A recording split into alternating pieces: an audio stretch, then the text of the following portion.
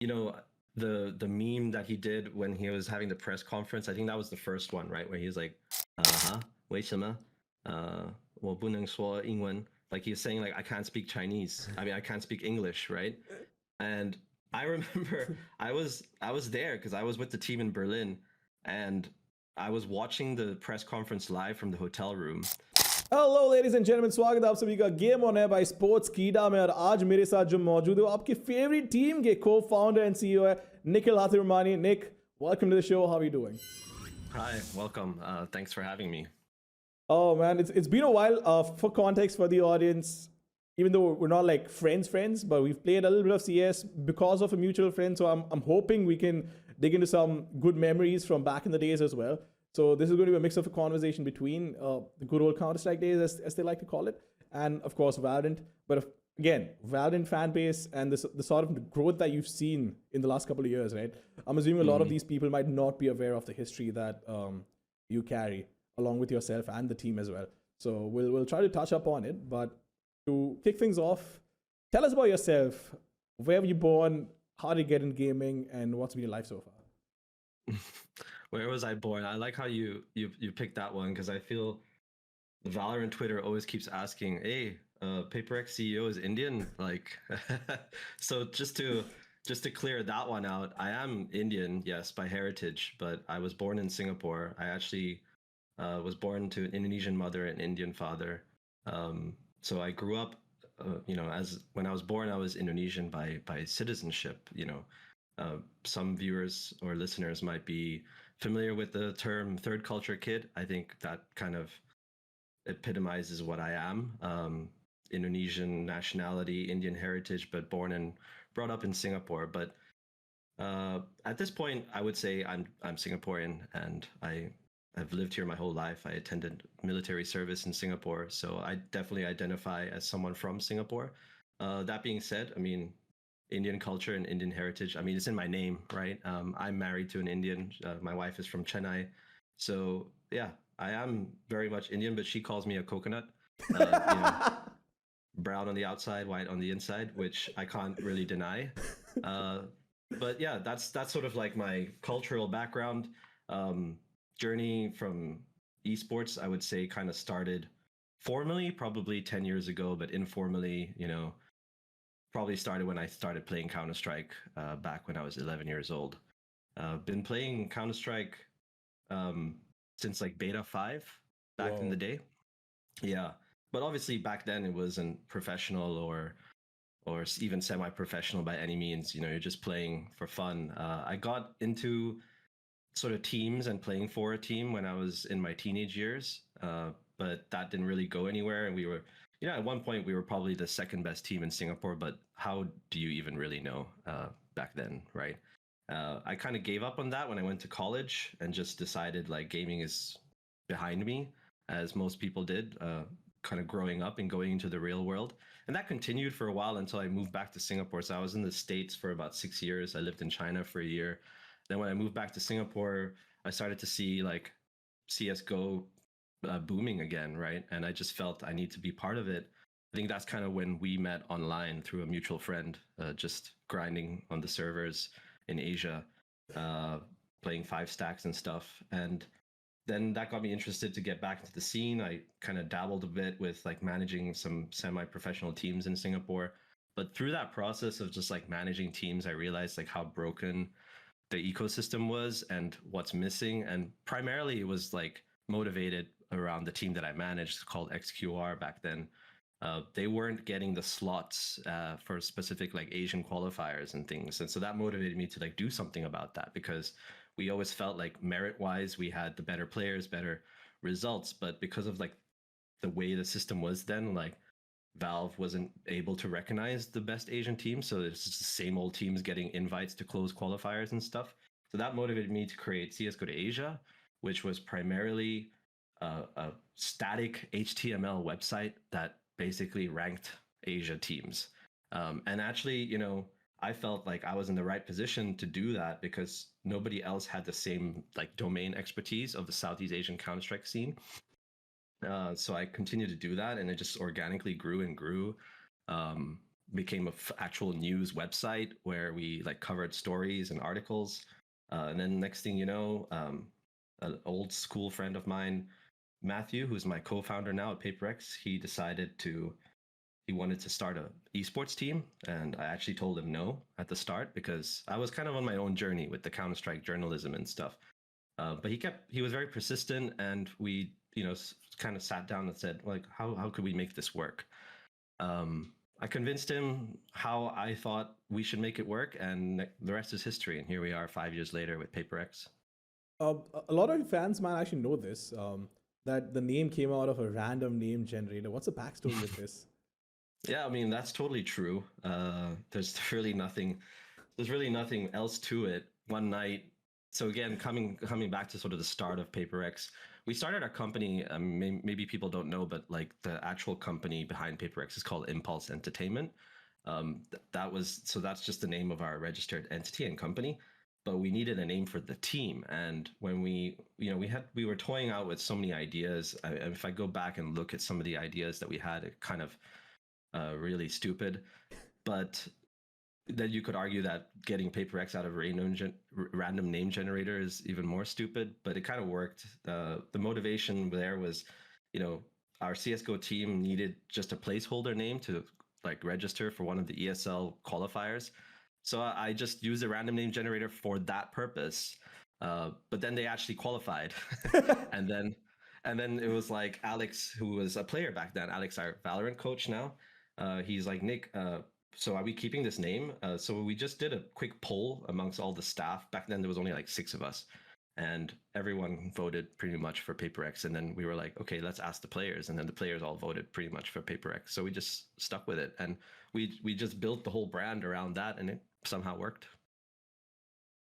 To be honest, I do remember when you guys came down to Hyderabad for a Valorant event, and I was hosting. So I was just sitting there on the sofa, and I didn't know the backstory back then. Right? So I was wondering, it's a pretty cool name, and the jersey back then was a fever amongst the crowd. Everybody wanted a piece, but there just weren't enough jerseys. So yeah, to know that it came out of a random name generator to me was pretty cool, because I love the name. Personally, as a viewer, as a fan, it's something that did really get me thinking. But while we're talking about the team, right, I do want to touch upon your relationship with DSN. So for a lot of people who've played 1.6 or games or other versions before that or have competed, that's a pretty big name, right? And he's somebody that a lot of people have looked up to. How did you meet DSN? How did that journey transpire? Yeah, sure. I mean, it couldn't have been more natural and organic, I would say. It was, again, back when I was doing CS:GO Asia, that was pretty much myself and my current co-founder as well. So in PaperX, there's 4 of us. There's Matthew, Gad, Harley, and myself. We all sort of do very different things. So that was sort of the process of like getting Harley involved started back when we were doing CS:GO Asia. So CS:GO Asia was just me and Gad. Gad is our creative director now at PaperX, but back then he was running his own sort of web design studio, creative studio. So I had sort of had a long-term relationship with him from a very different era. So we built CS:GO Asia, and because of that sort of news site and popularity, I found myself traveling to a lot of the regional tournaments, in Malaysia and Indonesia, in Shanghai. I first met Harley DSN at a tournament in Shanghai, which was the Extremesland Counter-Strike. I think it was if I'm not wrong, it was 2017 or 2018. I can't remember exactly. But Harley was working for a Chinese organization called Boot, BOOT, and they had recently acquired the Singaporean lineup of Dreamscape. So Harley was basically like the CGO of Boot, and obviously living in China, when the tournament's in China, he's going to be there. So I met him just at one of the tournaments. We kind of got along. But then fast forward a year or 2 later, Faceit was starting the league on like the Faceit platform for the sort of Asia Pro League, and they kind of reached out to Harley to get it on Faceit, and like Harley sort of asked me like, hey, do you want to get involved because you've got the biggest CSGO community in Southeast Asia and APAC? So I said, yeah, I mean, why not? Let's give it a try. So we kind of had our own thing going there with the CSGO Asia League, which lasted for about 3 years, I would like to say. 2019 until like 2022, before we shut it down. So my involvement with Harley started even before PaperX. It was very focused on just building this Face It community, and he had also stopped becoming a CGO for the team boot. There was some issues with that organization, and then basically like it just all became the perfect storm. Like we were working on this league, and when Matt approached us and said we want to start a team, I told Matt, well, I can't do it without Gad because he's the best creative director I know, and I can't do it without Harley because he's got all the experience. He's a legend. I mean, I used to watch Harley's VODs when I was a kid, you know, but then we're all grown up now, and I realized like I'm not that much younger than him. It's like 2 years, but when you're 13 and he's 15 and competing, it's a difference, right? So yeah, that's the story basically. It's actually pretty cool, right? Because I get it. There are players that you've been looking up to. There are players that you've been following, and then suddenly seeing them in front of you and realizing it's there's not a huge difference, at least in terms of maybe being the same age or being human, having two hands. But of course, in the server, they're absolute humans. Yeah. This brings back so many memories because I still remember there used to be this one strat that we all tried to copy. This is the old Fnatic from 1.6 days when Khan was playing. I don't know if DSN was on the lineup at that point, but it was this mid rush down on Inferno where you'd smoke off alley, and then everybody would hug the right wall and just walk down. And I'm talking 1.6, not even CSGO. So obviously talking about all of this brings back all of these memories. But here's the bigger question, right? So when you did decide to transition to Valorant, what was that conversation like? Because Valorant, when it was announced as Project A, if I remember it correctly, was very talked about. But not a lot of players were very keen on shifting. A lot of old CS pros as well were pretty hesitant, and you had some of these players on your CSGO roster. So what was that conversation like?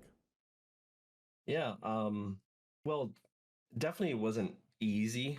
I think at the beginning it wasn't easy, but when I look back, I say it wasn't easy because it wasn't an easy decision for us. What sort of transpired was that the players' decision was actually easier than we thought it would be. We thought we were going to face this like uphill battle of trying to convince them, and we are going to have to make hard decisions to let go of people. But in hindsight, it actually went really smooth. The difficult part was, I think, just to be honest, detaching ourselves from that kind of attachment to Counter-Strike. Because so Harley's obviously a Counter-Strike guy. I'm a Counter-Strike guy. Matthew was never really in a professional team per se, but he's also a Counter-Strike guy, you know. And Gad, other co-founder, he was a Team Fortress guy. So it's like we're all Valve FPS guys, and then here comes this new player. So I think definitely the decision was more difficult for us to internalize. But after objectively looking at the situation and where Counter-Strike was in Asia and APAC at that time, I mean, look at it now, right? I wish it was where it is now, but even that, where it is now, you've got one or two teams, and I'm glad like teams like the Mongols are putting a name for the APAC region.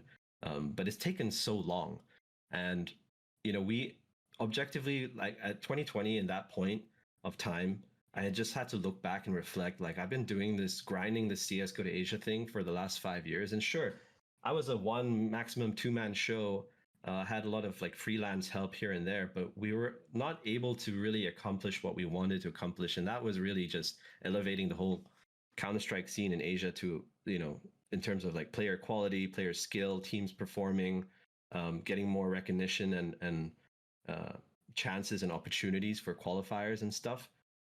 It just wasn't happening. And we thought that with a bit of like bootstrap funding and with a bit more focus and building a small like company and putting our eggs in this Counter-Strike basket, that maybe we could make a bigger impact than just a news media site. Which I still think like that the theory was correct, but it was just the wrong game and wrong time for us. Counter-Strike was just not doing anything. And, you know, the team, which still had like Forsaken, Davai, Mindfreak back then in CS, we were like probably the best team in Southeast Asia, but it just wasn't enough. You know, like we always kept missing out on qualifiers. And after a year of doing that, we're just like, guys, look, we have to do something. And then just so happened that, you know, Valorant beta got released earlier and people were playing, and we noticed that players like Davai and Forsaken were also just that's all they were streaming, because like in our contracts with players, we have streaming requirements. We don't mandate that you have to stream this game or that game, but they just chose to stream Valorant all the time. And one night I remember sitting with Harley, and it's like, Forsaken's damn good at this game. Like, I was playing with like some of my staff and whatnot, but when we were watching him, it's like, wow, this kid is just destroying everyone, right? And then that wasn't translating to CS. Like we could tell that their Valorant playtime was ruining their CS. But anyway, just looking at the landscape, and it was a gamble, it was a risk on our part, because just because Riot had a good track record with League of Legends doesn't mean that they were going to do a good job with Valorant.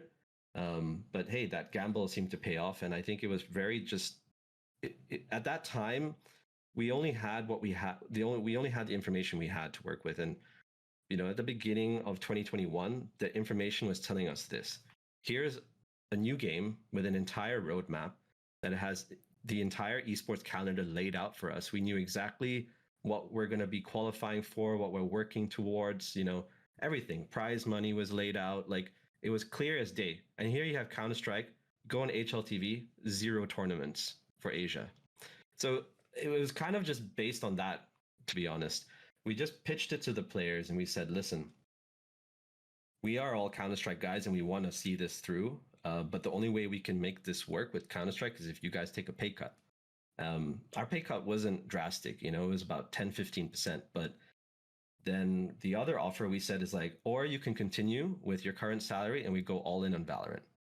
So obviously the team was still divided. It wasn't just like a instant decision, but it felt pretty instant because this conversation happened like on a Friday, and then on Sunday Benkai called us and was just like, yeah, okay, everyone's down.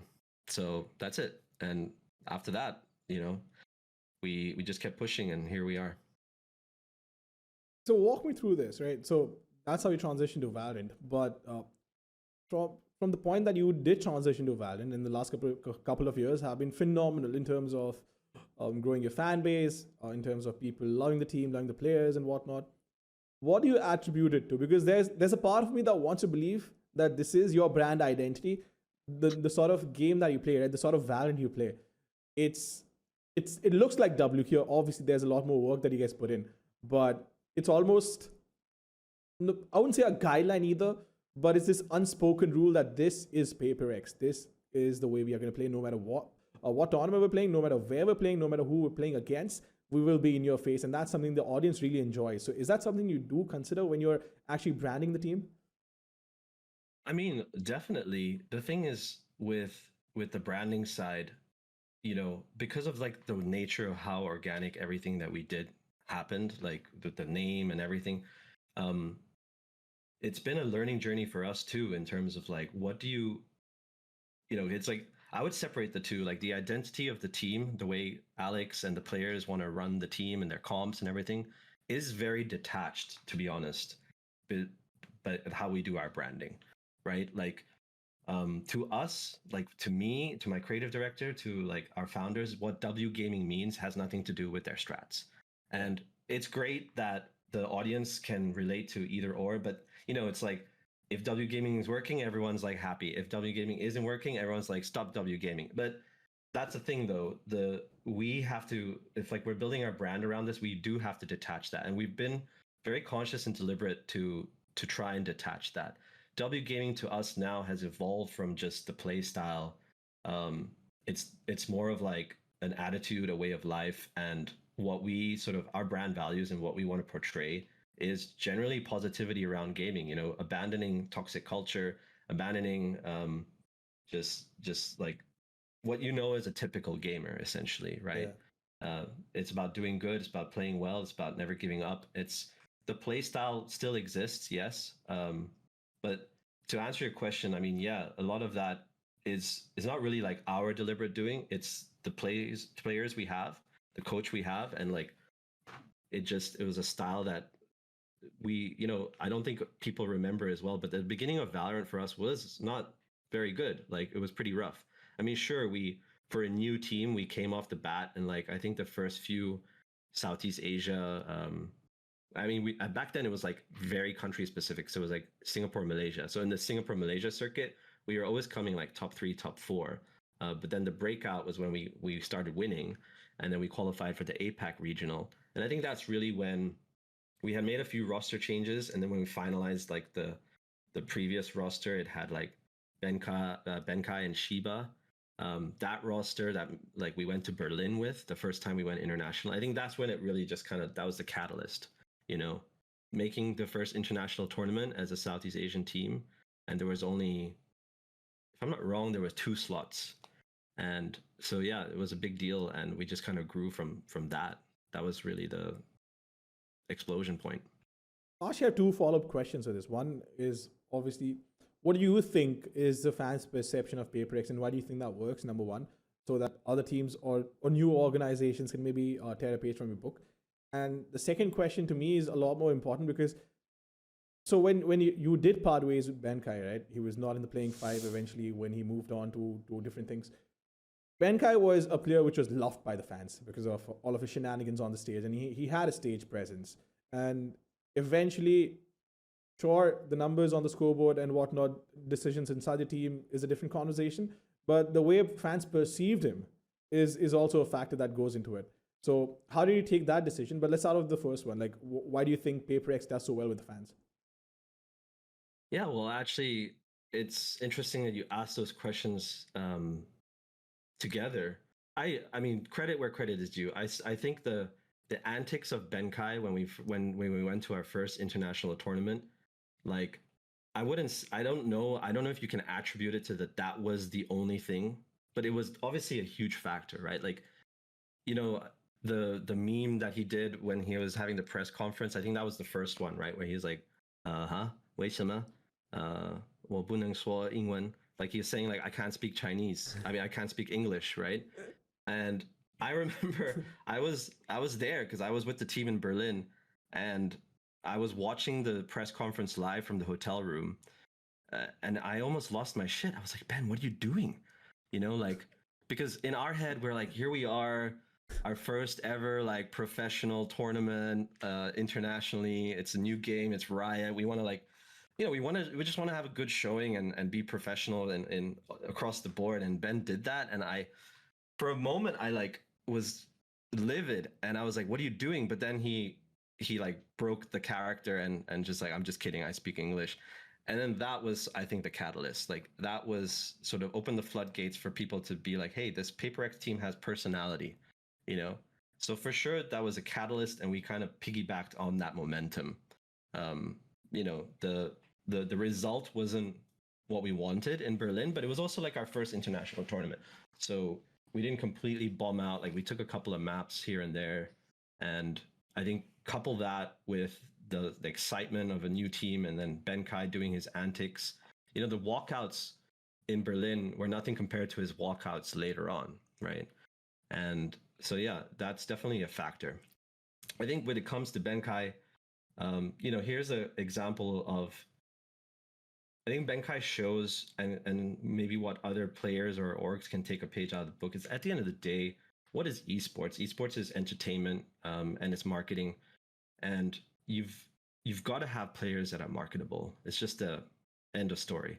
2 things that are always going to be true: winning is everything, and if your players are marketable, you can definitely leverage the winning moments, right? Because I mean, you ask any org owner in any game title, winning opens up doors, and it's not just the obvious ones that maybe as a fan or a bystander that you think about. Like, sure, you know, in theory, it opens up doors for sponsorships and partnerships and etc. But sometimes it's hard to know what doors it even opens up. You know, it depends on which country you're from. It depends on like the support and community you have in your home region. Like if you're a sort of Korean or Filipino team that does big on the international stage, like I can guarantee you're going to get a lot more fans and supporters, but maybe not so much if you're like a Valorant team from Germany, you know, because Valorant's just not as popular in that region. So again, it's about knowing, like, when you have a catalyst, how are you going to benefit from that opportunity? And just to add to it, right? Things were working out, and they still are. But to get to champions, get to the grand finals, and all of it being in such a short span, right? And I did watch your podcast, by the way. Was it a podcast or was it the video that you guys uploaded where you said that you didn't even want to watch the VOD for a couple of weeks, right? Yeah, And yeah. I still remember I was sitting on Discord with my friends watching the tournament, and it was pretty late in India because I believe it was in LA, right? Um, Obviously, even for fans, it was a fever dream. But what was that 1 month for you like? Because knowing that you're going to the tournament, making it to the grand finals, and then dealing with the fallout of actually not being able to lift the trophy. What were the emotions like? Yeah, look, I mean, it's funny. It's never easy. Like we just lost against DFM. I'm sure everyone knows, and we got knocked out. So it's like again, it's another first for us. Instead of a first positive, it's a first negative. Like we've never not made an international tournament, but it's and this loss and losing champs. Like I don't know what is more or less, to be honest. At this point, um, it's never easy when you lose, how you lose. You just get better at dealing with like the emotions. And to say that I didn't have any, I wasn't like depressed for a day or two, like that's a lie. Of course I was. And I mean, it, you have to care, right? So it's never going to be easy. Um, but generally speaking, like I think those few weeks or months after that, it was just like, okay, just be glad that you managed to make it that far. And I think it was just a lesson for us to learn. Like again, hindsight is 2020 all the time. But looking back, you have to be prepared for when you're at that kind of peak of your game. The margin of error is just so small, and it just chalked up to like we just didn't have enough experience. I mean, it was our first time in a grand final on an international stage. Not to say that the EG team back then was necessarily have more experience than us, but whatever it may be, every little percent, 0.1, 0.5% of extra preparation is going to have that much more impact. And we just took it as like, well, we have still a long way to go in terms of like our preparedness. And it's not, the onus is not just on the players and our coach. I looked at it as more of like a whole org thing, you know, reflecting and scrutinizing like every decision, like from how like, yeah, like every detail, like the flights that we booked, like the meals that we gave the players, like everything. So yeah. I guess that's what they call the aggregate of marginal gains, right?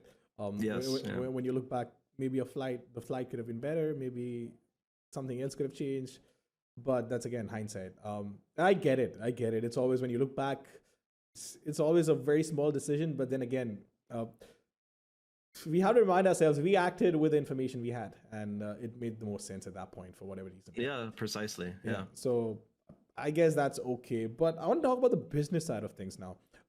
We've spoken a little bit about the players, but the last couple of years for a lot of organizations, for a lot of stakeholders in the esports industry, have been pretty tough, right? And franchising is also something I want to talk about because that opens up doors to streams of revenue, which wasn't particularly easy, at least in Counter-Strike, unless you qualified for a major, you had sticker sales and whatnot, right? First of all, how different is it between the two ecosystems? And what did it mean for you to get the franchise slot? Obviously, it means a lot, right? But what was that journey like? Well, the simple answer is thank God we got partnership. Okay. Like, I don't think I've said this publicly, but I've definitely said this a lot. I don't know, to be honest, I don't know if PaperX would still be around if we didn't get partnership. I like to think that we would have the idea and strategy and a way to make it work, but we probably, again, it's really hard to say because once we got partnership, the sort of fork in the road just went a completely different direction. And it was, I will say that we weren't that confident in the partnership. Of course, we were going to apply. And of course, Riot invited us to apply because, our track record at that point was pretty decent and we had built up a substantial fan base on our own. But yeah, man, that interview process for the application and that application process is probably the toughest thing I've actually done in my entire life. And I've spoken to other org owners like, Genji Arnold, who's like, I think he's an Ivy League graduate. Even he said it's like one of the toughest things he's ever done. And he's been in consulting and stuff. So it's like, it was brutal, man. And But like, rightly so. I think the model was very kind of novel and different and unique. And you asked like, what's the difference between the Counter-Strike ecosystem and Riot's ecosystem? I mean, it's night and day. There is no comparison, to be honest. And I think each has their pros and cons. With CS, like clearly, yeah, it has its issues for sure. And if I'm honest, I'm not completely up to speed with the current situation because my focus is not there. But from what I hear and anecdotally, I mean, there's still some of the same problems, and some of the problems are getting worse, like with the tier 2 situation and everything. But the benefits of the open model is it really allows other third-party companies to thrive, right? Like with the growth of Faceit and ESL and the growth of other TOs like PGL, there's more innovation, I feel, happening in that space. So people are more willing to try different things with their production. And, with Riot, the benefit, of course, is that they have a monetary and business model there. So on the business side, yeah, like I'm not going to say that we're like flush with cash, but I would say like we're able to survive, we're able to make it work and make it make sense. And the whole sort of thing about esports right now is like, I think we were in a very unique position because we started in 2020 and then COVID happened and everything went, shit hit the fan. But here we were like steadily growing. And of course, there were moments where you're asking yourself like, damn, we got lucky. But hey, it's also about like, what do you do with that luck? And what do you sort of, how do you execute on that opportunity that you're given?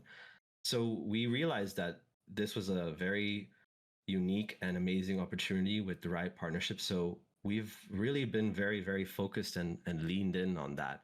I think there's a lot of noise in esports, and it's so easy to just jump on the latest trend. So the thing with Valorant too, when it first came out, we waited a while. I actually had a lot of like close confidants in the esports space tell me when Valorant first came out as beta, they're like, "Oh, you should just get in, man. You should get in." And I was just like, "Well, no, I need to see what's going to happen with the space." And luckily, it didn't take very long, like 6-9 months, and they had the whole ecosystem and the whole esports circuit ready to go. So we're like, okay, let's give it a try. But now where we are today, where we actually have two teams now, so we have grown. We have a Pokemon Unite team and a Valorant team. But the sort of focus and sort of the profitability really comes from everything related to the Valorant team, right? Of course, we are moving away from just being more dependent on Riot's digital goods revenue and stipends and things, and focusing more on building our own revenue streams through agency work and through selling our own merch. Like merch has been a steadily very good pillar for our business. But again, that's very dependent on the performance of the team, on the sort of growth of Valorant. And so Pokemon Unite is sort of our way to start branching out in small baby steps, because we've done the numbers and we've heard around like any AAA game you get into. I find it sometimes hard to believe when big teams have like 3 or 4 or 5 rosters in AAA titles, because I know the numbers and it's very hard to make that work. Some of the biggest teams out there are still barely profitable, break even, or just slightly profitable. And the way we look at it is like, sure, we currently have a lot of our eggs in one basket, but we've already started making headway to expand and do and try different things. That's been a hot topic the last couple of years. They've called it the esports winter. They have other names and whatnot. I've seen Indian organizations, or at least organizations in South Asia, shut down. Even as talent, when I was working gigs with third-party organizers back in 2022 for Valorant in India, a lot of that has changed, right? And there have been conversations about how profitable organizations are, how they're making it work. If you were to have a ballpark figure of, let's assume tier 1 organizations across the globe, right? It's not even like no names, nothing, no numbers, but what percentage of organizations are actually, in your view, sustainable in a way where even if they have a little bit of profit, that's okay, but they're not constantly burning money in the long run? So if you take like, you're saying like just the tier 1 just the tier, because tier 2, I'm pretty sure they're not making money. I mean, actually, though, I would say some tier 2 teams are making They money are? because they're doing shady things. Yeah. You know what I mean? So, but again, it's really hard to know, because also sometimes a lot of these, like if you isolate the business, the cost center of the team, I don't know if they're profitable. But if you look at the org as a whole, a lot of these organizations have different verticals that they're involved with that sometimes are not even related to esports necessarily. There may be adjacent like media agencies and things, and those are profitable, but the team itself may not be profitable. So, the way I look at it, our company is a bit unique because we are very esports driven. Um, and because of like the sort of partnership we have with Riot, there's ways that we can make that work. So we have a slightly different problem. Is like we are esports driven and now have to go that way, whereas a lot of other orgs, in my opinion, started or have something else going, and they're trying to drive esports revenue higher. So it's like it's a different perspective, but percentage wise, I, maybe I don't think more than 10% are actually profitable on their esports side. Okay, on their esports side. Yeah, it could be production, etc., etc. Maybe they're making Right. their revenue center is different from the cost center. But if you were just talking about esports organizations, not a lot, like barely any, if at all. Yeah, barely. And I mean, some of them are earning really healthy revenues, 30, 40, 50 million USD, but profitability is almost not there. And do you think there's a reason to it, or is it just because number one, it was a bidding war between players? I very distinctly remember what happened in India, and I'm not sure how much aware you are about this. So before franchising came in, before the domestic leagues came in, I remember the sort of money Indian players were being paid, not by just organizations, but by streaming platforms. There were homegrown streaming platforms and whatnot. These were some thick checks, right? And it would make you wonder, where is the money coming from? So do you think it's because salaries are inflated, expenses are inflated? What is the root cause for this? Oh, there's a lot to unpack there. I I think fundamentally, right, with esports is I don't think that, and I'm not to sound negative, but I don't think that the growth of esports is actually what a lot of people make it out to be honest. Because it's 2025. We also have a lot more data now, and you can see the sort of trajectory. Um, Esports, of course, is becoming more mainstream. I don't think that's even a debate anymore. And I think there are enough people out there that understand the concept. We don't necessarily need it to become more mainstream. You know what I mean? Yeah. The fundamental problem I think existed. It's not necessarily to do with teams. It's not necessarily to do with the publishers. Um, it's a culmination of everything. Like it starts with the streaming platforms being. I mean, Twitch is still not profitable. You know, so it starts with that, and sort of we started at the grassroots level, not having a fundamental business model because your whole point is attention and viewership, but we're not monetizing attention and viewership. We're monetizing the game. We're monetizing merch sales and fans, but not the viewership. And whereas the entire traditional sports world is built on monetizing viewership primarily, right? So I think that's the number one core thing. I don't have the answer or the solution. I think it's a very complex and massive problem, and because the longer that has gone on, the harder it is to retrace. So I think what Riot is doing is they're basically trying to address this heads on with monetizing fans and attention through digital goods. It's a different approach. It's still, I would say, debatable where it's going to go. So far so good in my opinion. There are other teams that may think differently, but it's like without this sort of key part of the business model. You look at traditional sports teams, for example, like football teams. A large chunk of their revenue comes from media partnerships and the viewership, right, and the revenue share that the league gets for all that ad spend. But we just don't have that in esports. And if we did, then I think the economy of esports would look very different too, because they're clearly outliers and teams that have a lot of popularity, and but then they're completely left on their own to a degree to monetize that popularity on their own, market themselves, sell merch, create events, start getting into like academies and building revenue models out of that. So it is very complex. And I think another thing that people don't really talk about, and this might be obvious to other org owners and stuff, but in my own journey, like the naivety I started, I mean, I feel like the last 5 years has just been, I'm still learning something every day, and I appreciate that people look at us as like, we've got it all figured out, but we're also just figuring shit out ourselves, man. Like every sort of moment is a learning lesson. And the last 5 years have taught me too, that as an esports organization, you actually, it's tough because you have to be an expert in so many verticals. If you really want to push your merch and sell your merch, you have to be a good apparel and merchandising business.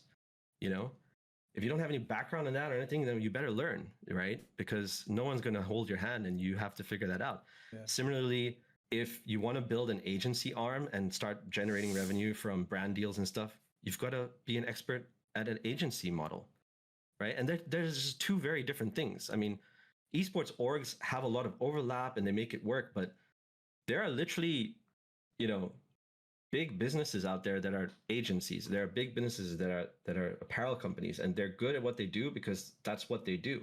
But here you are as an esports org, you have to be a performance expert, you have to be a merch expert, you have to be an agency expert, you have to be a branding talent management expert, and all of these exist in their own categories as own businesses out there. So I think that's also one challenge. There is no playbook, to be honest. I mean, there's no literature, there's no, legacy necessarily. Sure, you could say that teams like Liquid and Fnatic and Navi of today are legacy, but they're also just figuring it out, right? There's new things coming up, there's new games, there's new opportunities, new markets. So that too, you have to, when we grew and became so global in terms of like where our fans are coming from, that also dawned on us like, holy shit, we're not just an APAC team anymore. Like people all around the world know us, and we need to figure out a way for our jersey to get to all these countries, I think it's also, it's subconsciously coded in players and a lot of teams as well, where because APAC as a region was so underrepresented, especially in the FPS circuit, right? It always feels like, hey, I'm an APAC team, I'm an Indian team and whatnot. But the way I would put it now, PaperX, as you said it, it's not an APAC team, it's a team from APAC that is doing very well for itself. And there's again so many questions about this. You did mention how difficult it is to monetize viewership, etc., and this is something that I absolutely believe that every single fan, and moreover every single aspiring professional player, a 15-year-old kid watching this podcast, following tournaments, should know about this. Because if you don't know where the paycheck for your team is coming from, you don't know if you're going to have a job 6 months down the line. And the way I explain it to my parents is that if you want a crash course in running a business, spend a year in the industry, maybe 2 years, and you'll probably know a little bit of everything. You might not be an expert, but you will understand the way things work. And yeah, definitely. And I believe the reason why we've been able to, at least as an industry, take our sweet time with figuring out apparel, figuring out marketing and whatnot, even though there are companies who actually do this, is because they don't have the domain expertise, as you pointed out earlier, right? Not everybody understands esports. Heck, people in esports don't understand esports. So I would say, I think we've had a sweet time.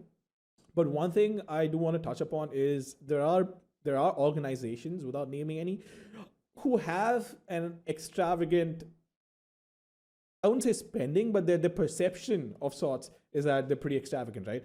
Do you think that a projection of extravagance is also a part of the problem when it comes down to being sustainable in this industry?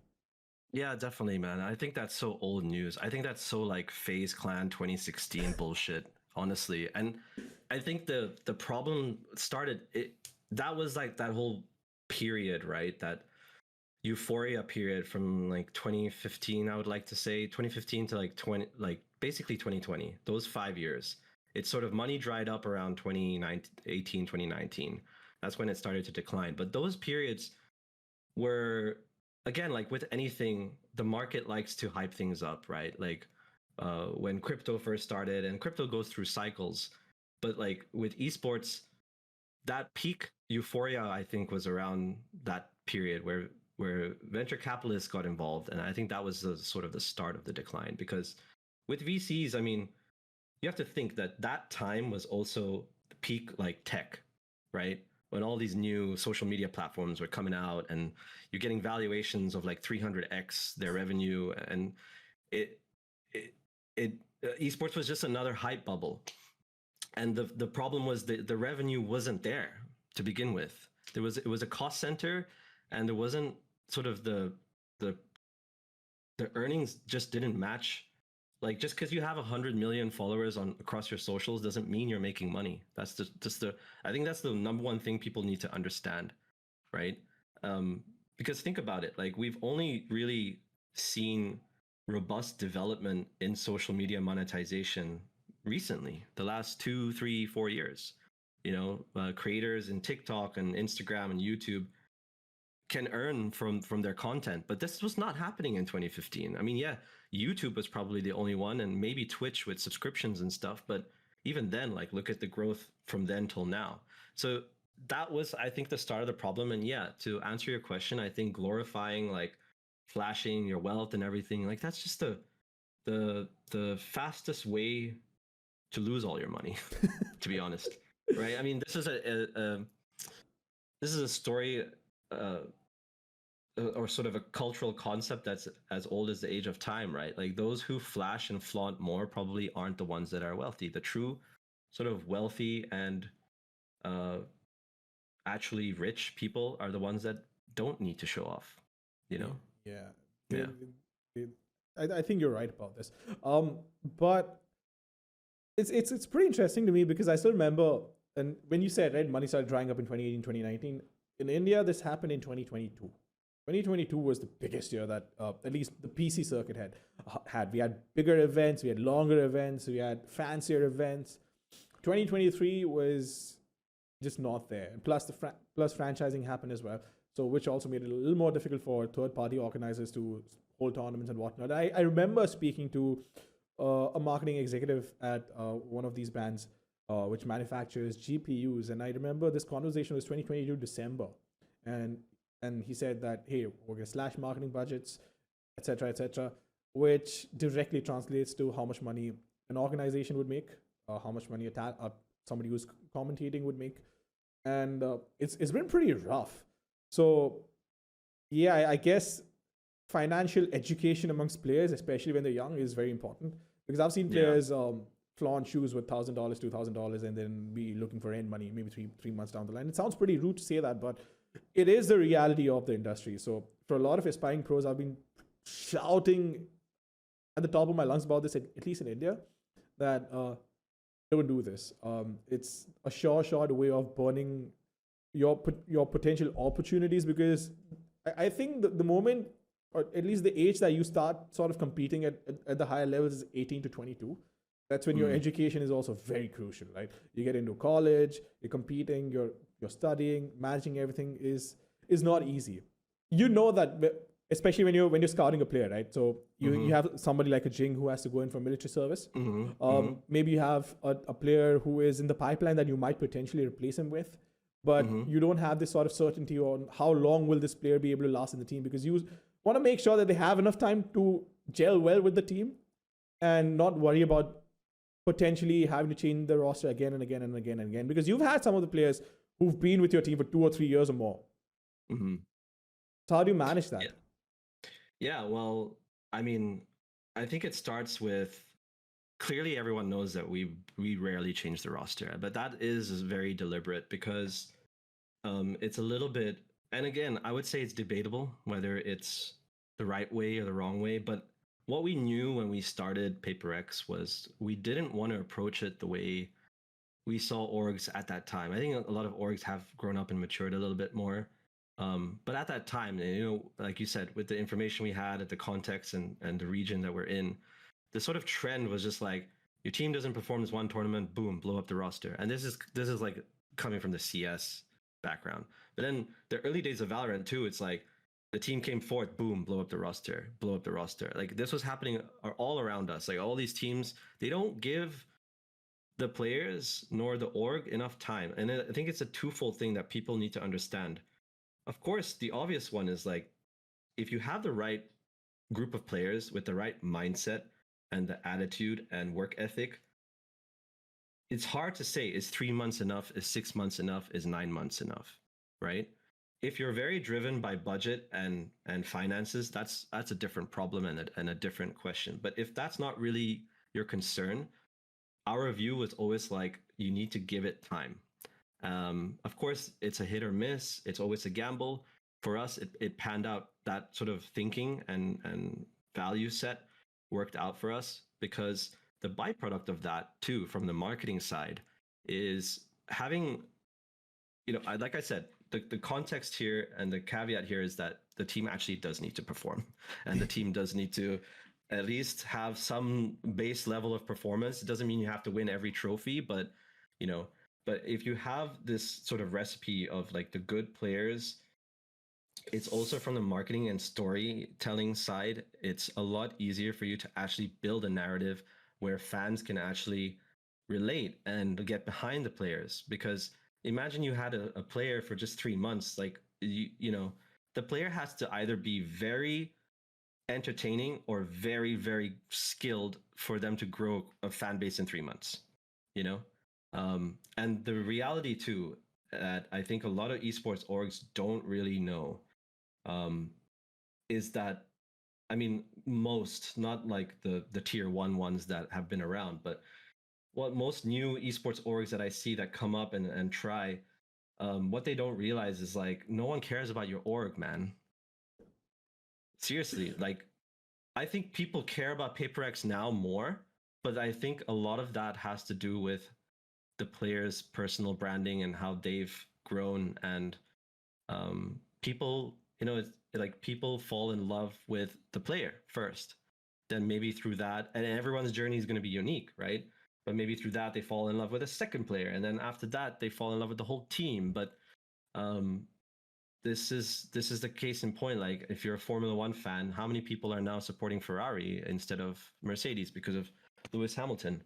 And I know Mercedes know this, and they're probably shit scared because they're going to lose a lot of revenue from sponsorship deals, and you can't ignore that, right? Like, star power is everything, but again, everything has an expiration date. So it's also, as an org, understanding and figuring out, okay, when do you make the next move?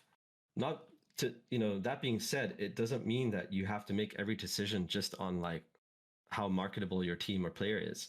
But I think the key is to understand how that ebb and flow works in terms of the fan journey and experience, and balancing that with competitiveness and still being like a top performing team. Because look, at the end of the day, that is the thing that matters the most.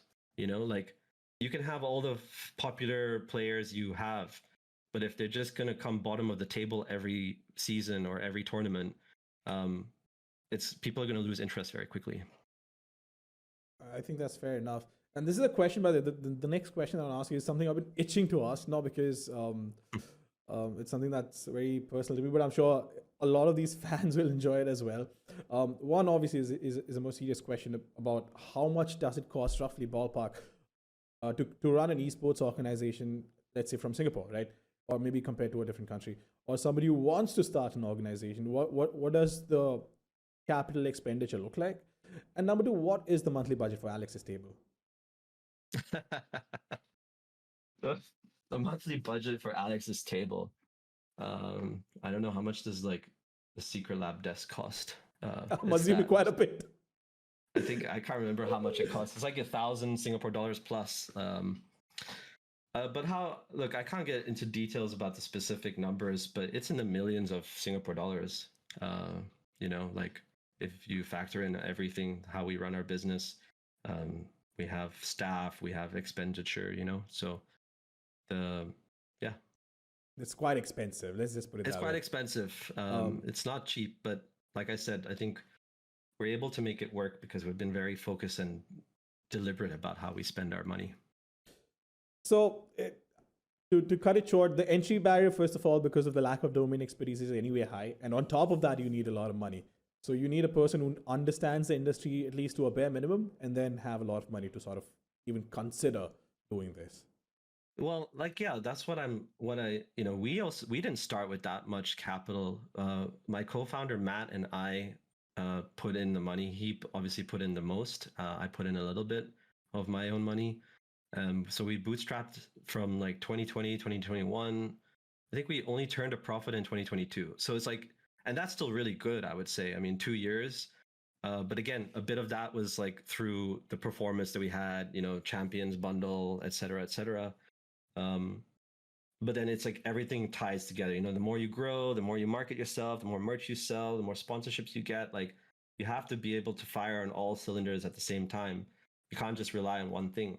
So, but I think like, yeah, when I hear like org owners, I mean, I've had this a lot in recent times where somebody reaches out to me and says like, I want to start an org. I'm happy to talk to those, but like, I feel like you need a bit of a reality check. Like, we didn't start with big money, but it wasn't small money either, right? Like, how we started with $500,000 Singapore dollars, and then we grew from there. But it's still $500,000 Singapore dollars, and we lost it all in 1 year. So it's like, we just had to keep going, and we just had to keep digging deep. And I think the fundamental thing you have to understand is when you start an esports org, just be clear about what your goal is. If your goal is to, I one day want to be like PaperX and play on an international stage, well, like, A, that didn't happen overnight, and B, we lost money along the way, right? I mean, when I say lost, like, you have to be prepared to operate at a loss, and it's like that with any business, pretty much, right? Unless like, you're very lean and you're in a very lucrative nascent niche where you've cornered the market and you're able to be profitable from the get-go. Like, your upstart capital, you have to be prepared to take a loss, and you have to understand like, when are you going to turn a profit and when are you going to be profitable. And I think with esports orgs, that's a lot harder to predict. It is a lot harder to predict. And we turned a profit in the 3rd year, and then after that it's just been focused on keeping that going and sustainable. 100%. I think it's 3rd year is phenomenal, first of all. Second, I was going to add that when you burn $500,000 in a year with no guarantee of it actually turning into a profit, because in an industry as volatile as esports, I think it's not easy. So there's that about the business side of things. And one final question, at least on the financial side, is how are organizations valued? So typically for a media company, you might look at 5 years of revenue, maybe like a multiple of 5 or whatnot.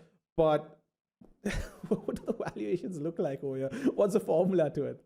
So I guess it really, okay, like, there's so many factors, and we've also learned this, maybe not the hard way, but we've just learned this through the years as well, of like, yeah, because we constantly, every year, we check in and we ask ourselves, okay, like, how do we value ourselves? I don't think we've been very serious to look for more funding, because, like I said, fortunately, by bootstrapping, and then we want to keep it that way as long as we can, right? I mean, we don't want to just be foolishly giving equity to anyone at this point. But in terms of valuation, I think with esports, there was a time where the multiple of revenue was maybe 15, 20x.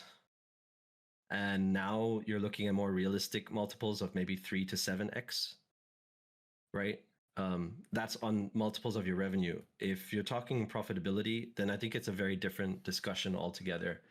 I think but like, esports businesses face the same sort of challenge that any other startup today would face, in that, during the hype VC sort of tech bubble time, everyone was just like, valuations were just subjective as hell. Oh, they're building the next Facebook, or, oh, they're building the next whatever video streaming platform. Like, nobody cared about your traction per se. They cared about what your potential was, and that sort of glorified like the whole. Everyone wanted to be the next unicorn. Basically, everyone wanted to be the next Uber or whatever. And then so the esports had that moment too, right? But at least with esports, it was a little bit more tangible. because even though to me it's a intangible and subjective valuation, but like social media following and growth was like a metric that they could use, right? In lieu of revenue and profitability, they're like, but they have 100 million followers. Like that has to be worth something.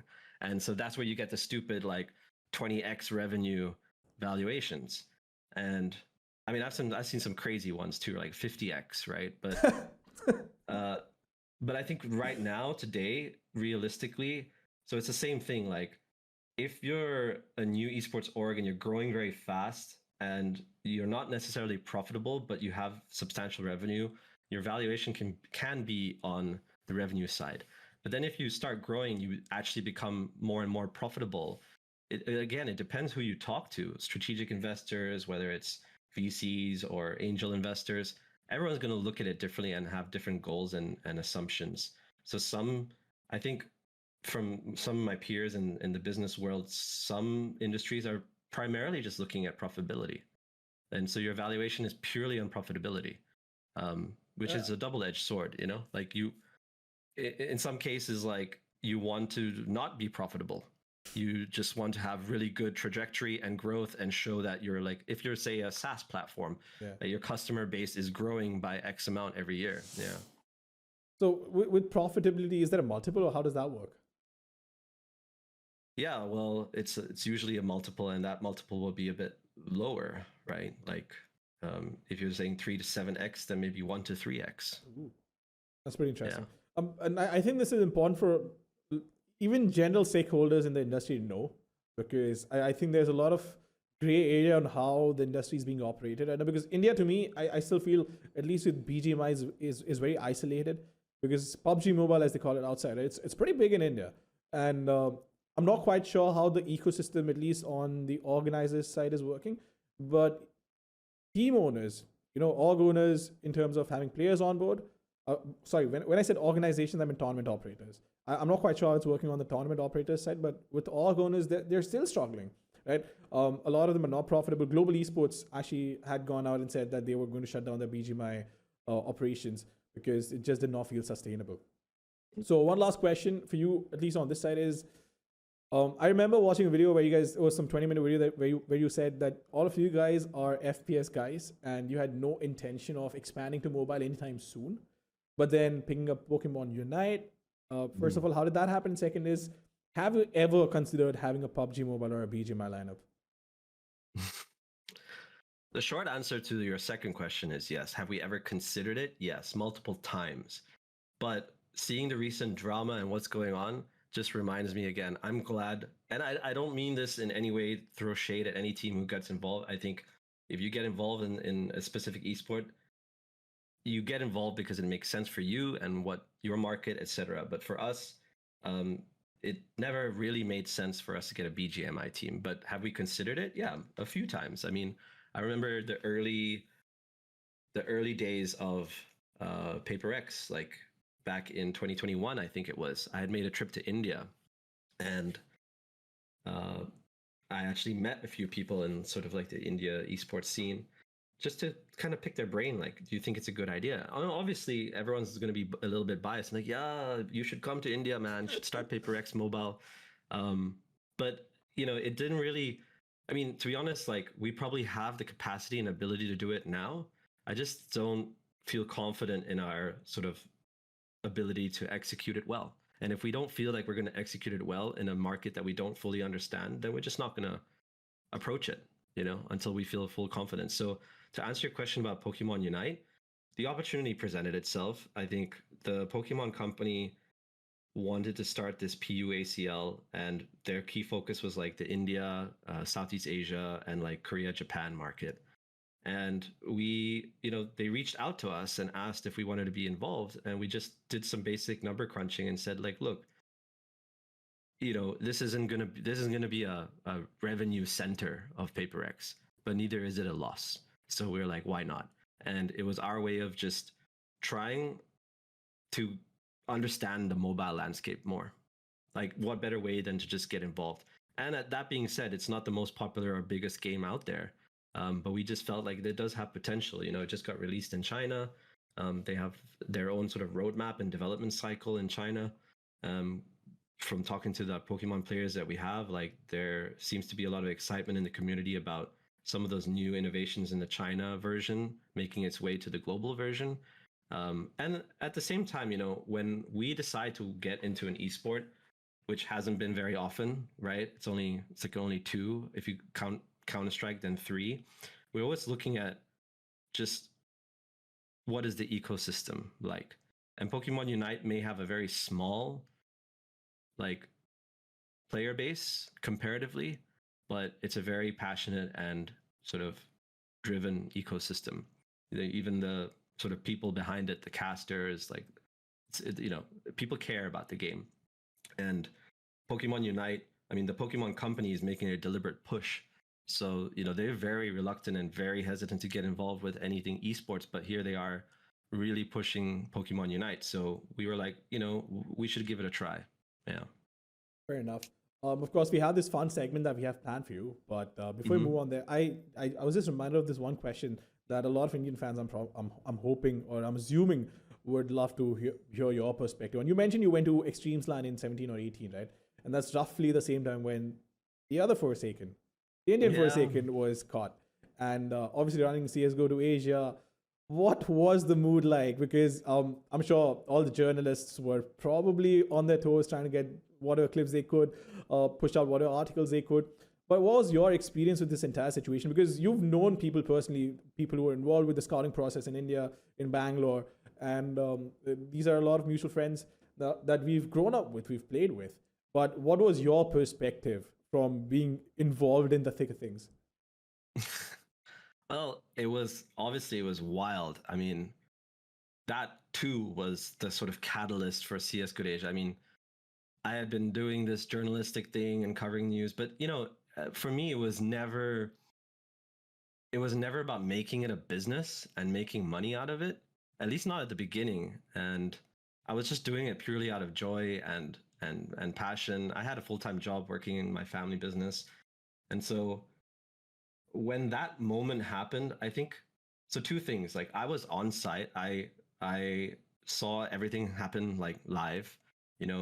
I was with it's like some of the mutual people you talked about. We were all just sitting watching that game. It was the Vietnamese team versus Optic India, and then like the pause happened, and it was a bit sus because like first one admin, then two admins, and then because like I was CS:GO Asia was a media partner with Extremes LAN, so I had like backstage access and stuff.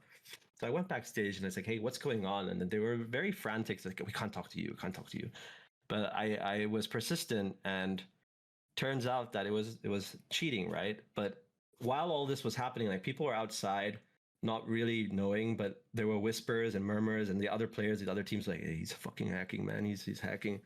And me trying to be an objective journalist, like, no, we have to confirm, we have to like, triple check and make sure every angle is correct. So I went to the production room and I spoke to the admin. His name is Solo, and he was like, yeah, it's a hack. Like, here's the log. Like, we can see everything, word.exe. So I had an intern, Alex, working for me at the time. So I told Alex, like, get to the media room now and start drafting the article, while I was working on the confirmation. And the confirmation came through, went to the production room. I asked them, like, you have a camera on stage left that's literally facing that player. Can you rewind like 10 minutes ago? I want to see the tape. So they did that for me. They went back at the footage and then they found that clip. It's like, okay, I need that 30-second clip.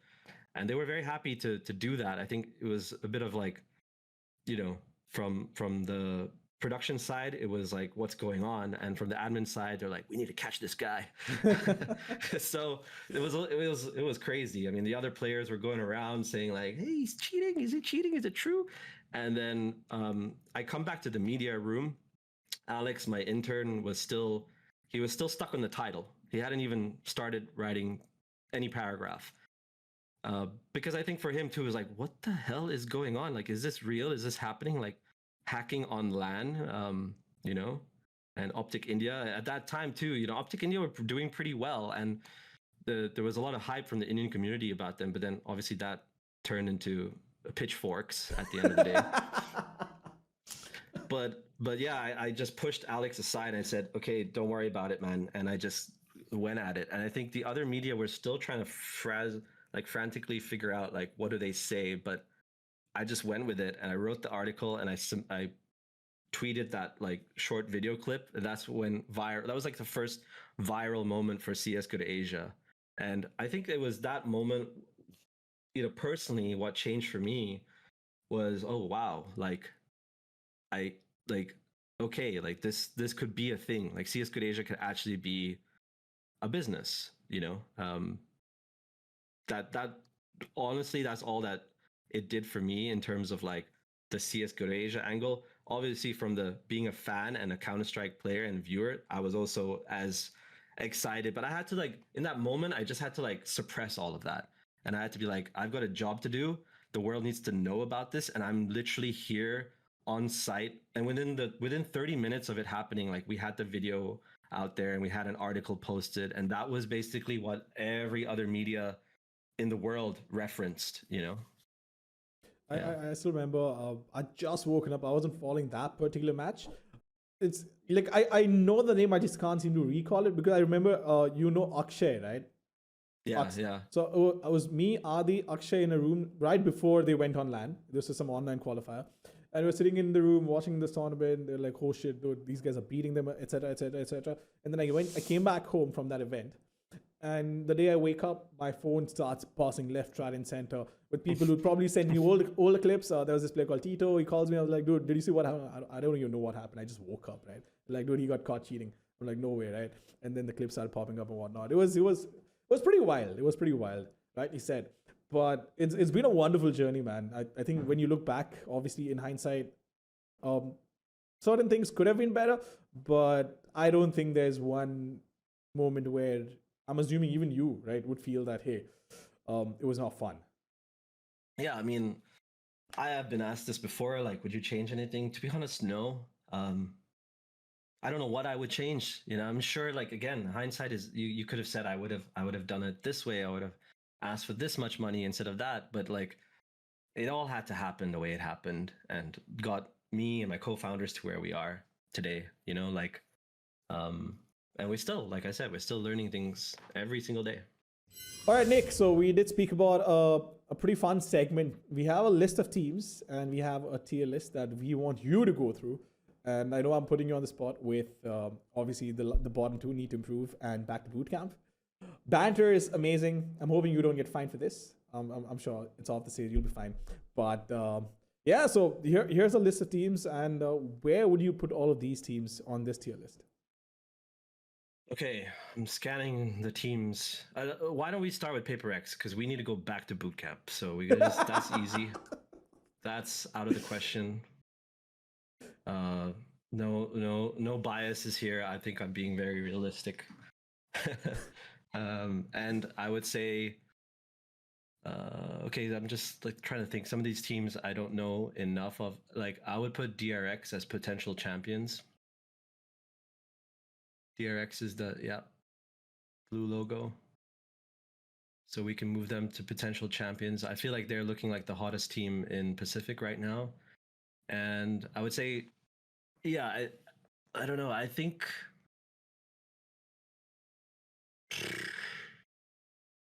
all right, Riddle order that smiley face one. That's a Japanese team, right? Yeah. Would put them in underrated. I mean, it's hard because these are all like tier 2 teams mixed with tier 1 teams. So I'm kind of basing it off where they are in their respective like leagues and stuff. So okay, EDG, they were last year's champions, so I'll put them potential champions as well. I know their run in the recent VCT China kickoff wasn't like the smoothest, but they did win eventually. So Team Liquid, I would put at good challenge. I think they're still in the running for VCT EMEA right now. And Foot, I would also put in good challenge. Foot Esports from Turkey. I like the way Heretics are playing, and I think they also, I would put Heretics as potential champions. They're the ones with the hoodie. Yeah. Okay. Now we can start looking at the top row. 100 Thieves. Didn't they crash out recently? I need to check really I quick. need to check because I've been AFK as much as you have been. Well, yeah, it's really hard to watch the North America circuit because it's really late at night for us. Yeah. Yeah, 100 Thieves got knocked out, it looks like, by NRG. So I think, I mean, they have decent players, but I would put 100 Thieves in need to improve. Fnatic, they also got knocked out, so I would put need to improve. Then Mouse, I'm not very familiar with their Valorant sort of journey. So could we put a category? It was like need to know more. Let's just put them in underrated. Underrated. Cloud9. Well, they also got knocked out, but I'll just put Cloud9 need to improve. I think G2 are a good challenge for sure.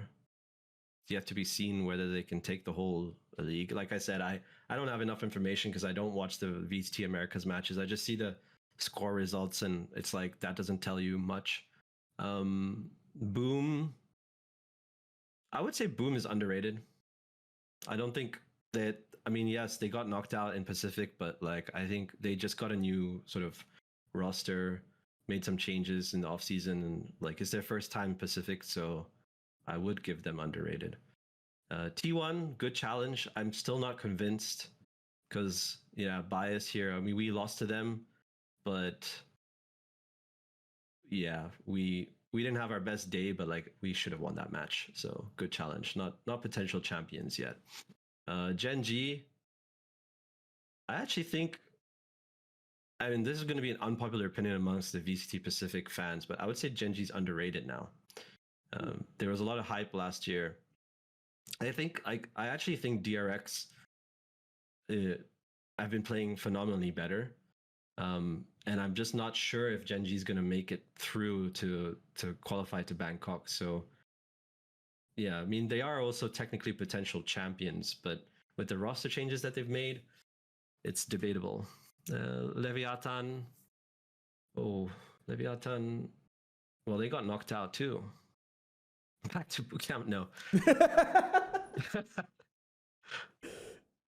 Honestly, I'm gonna be kind to most teams. Like I don't think any other team needs to go back to the boot camp. So I'll put Leviathan as need to improve.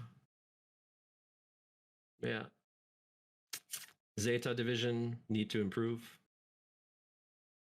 MIBR, well, they got Aspas now, right? And they seem to be. Oh yeah, they're in like they're the top 4 now. But I don't think you would put them in underrated because maybe they're overrated because of Aspas, but like they've never really been performing for the last few years in the Americas League, but now they're in the top 4. So let's put them in underrated. Underrated. Yeah, what do you think? I'd put them in good challenge just because they're overrated, or at least the sort of hype because of Aspas, the Aspas factor. Yeah, I'd put them in good challenge because at least it's kind of weird putting MIBR in good challenge though, right? Like yeah, there's that. But I guess with the sort of hype, I'm pretty sure the first few matches would get a lot of eyeballs in terms of seeing how the team performs, right? So that's the only reason why I'd put them there. Otherwise, underrated. Okay, I mean that's fair. Put them in good challenge then. For sure. MIBR. MIBR, sorry, not Zeta. Okay, Crew Blaze. Is Crew Blaze is the Game Changers team, right? I would assume so. I would have to check. Okay, I mean I don't know enough to be honest, but okay. How about this? Any team that I don't know enough and I don't feel qualified to talk about, I will put them in underrated. I think that's fair. Like they're underrated by default. Yeah. Nobody. And it is a GC team. Yeah, it is a GC team. It's a GC team. So, comparing them to these teams, then Sentinels. Good challenge. good challenge. I don't. Yeah. And to be honest, I'm not so sure about these teams the last 2 year. I guess we'll just leave them in underrated if we have to. If not, we just leave them out there. Yeah, we can leave them out there. I mean, this list looks good to me. There's a quite a mix, but yeah, PaperX is the only team that needs to go back to boot camp because of what's happened recently. I mean, yeah.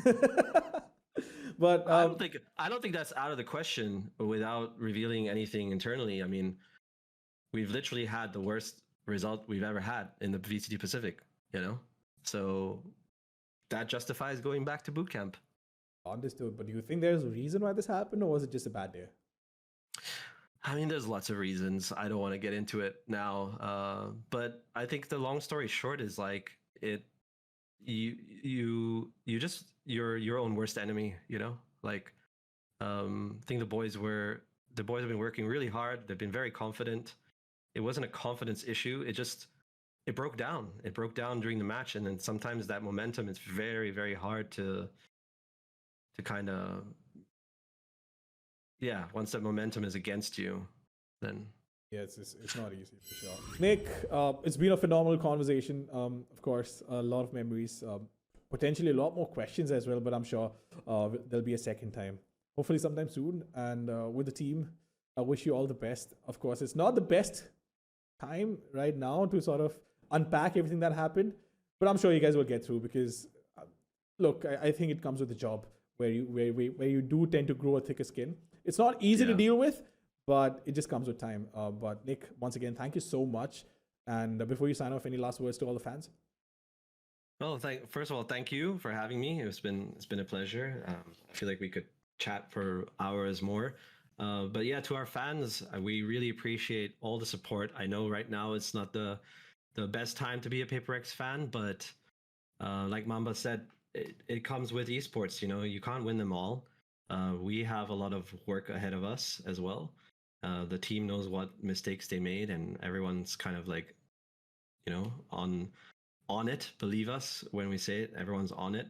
But yeah, all of your support and love that we get from all over the world, we really appreciate it. I mean, it's the only thing that keeps us going, honestly. And yeah, whether you continue to support us or not, we just hope that, you know, we can continue to deliver that fandom and experience that you're looking for. Wonderful. Thank you so much, Nick. See you around. Thank you. Bye-bye.